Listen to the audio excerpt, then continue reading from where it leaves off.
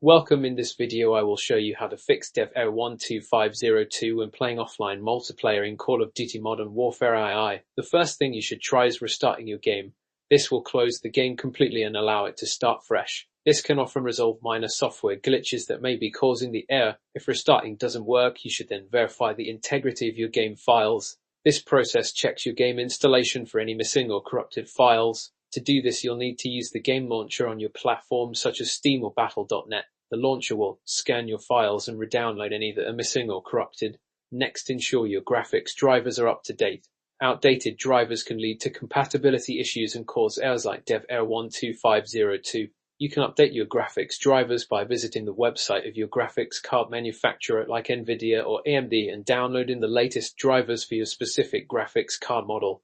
Sometimes running too many programs concurrently can strain your system's resources, potentially leading to dev error 12502.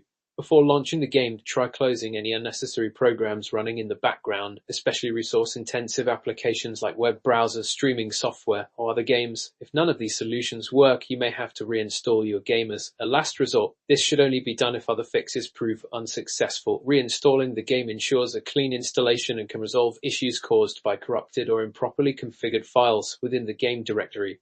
Thank you for watching. Subscribe for more such tutorials.